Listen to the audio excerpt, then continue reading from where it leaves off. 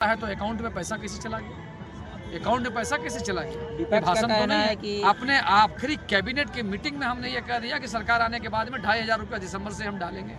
नमस्कार, आप देख रहे हैं भागलपुर नेशनल मीडिया में। इस वक्त मौजूद हैं रामगढ़ विधानसभा के दुलमी बाजार टाड़ में और आज ममता देवी जी के समर्थन में जनसभा का आयोजन किया गया था, जहां पर मुख्यमंत्री हेमंत सोरेन जी खुद आए थे और सभा को संबोधित कर रहे थे। क्या कुछ एनडीए प्रत्याशी सुनीता चौधरी है, वो दावा कर रही है अपने 15 महीने को कार्यकाल को लेकर, जीत को क्या बता रही है कि हम पूर्ण रूप से बहुमत के साथ जीत रहे हैं। तो क्या कुछ कहेंगे सुनीता चौधरी को? सुनीता चौधरी को स्वतंत्रता अपनी बात रखने का और बोलने का, उनकी बात के ऊपर में हम कुछ नहीं विशेष बोलना चाहेंगे, लेकिन रामगढ़ विधानसभा क्षेत्र की जनता जानती है कि कोई भी उल्लेखनीय कार्य उनके कार्यकाल में ऐसा नहीं हुआ। नली और गली और ये सब बना देने से ही विकास का पैमाना नहीं है। विकास के लिए दृष्टिकोण और विकास के लिए सोच होना चाहिए। हमने देखा कि विधायकी जाने के बाद भी अपने संपर्कों का और अपने प्रभाव का इस्तेमाल करके ममता देवी जी ने कई पथ और कई महत्वपूर्ण कार्य करवाएं। अगर गिनाने की बात होगी तो हम गिनवा भी देंगे।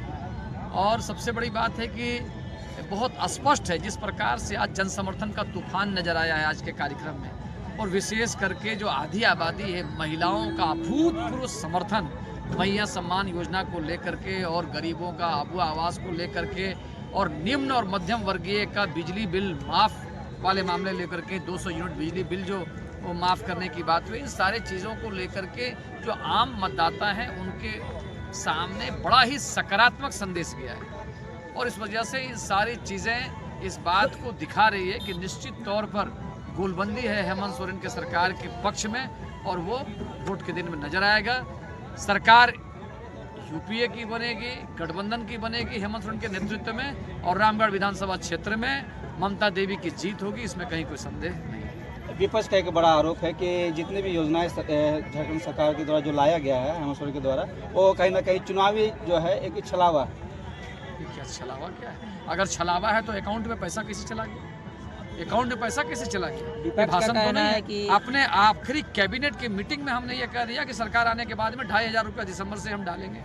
अगर ये छलावा है तो फिर बिजली बिल माफ़ कैसे हुआ?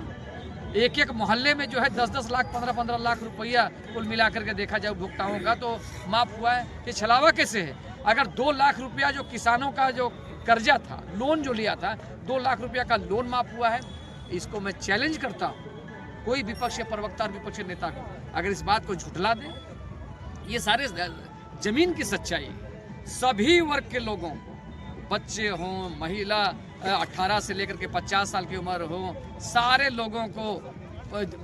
लोगों को सुविधाएं मिली है, अलग अलग तरह की सुविधाएं मिली है। इस वजह से ये संवेदनशील सरकार है, और सबसे बड़ी परीक्षा होती है, सबसे बड़ा देखा जाता है कि संकट के समय में सरकार की किस तरह की कार्यशैली है।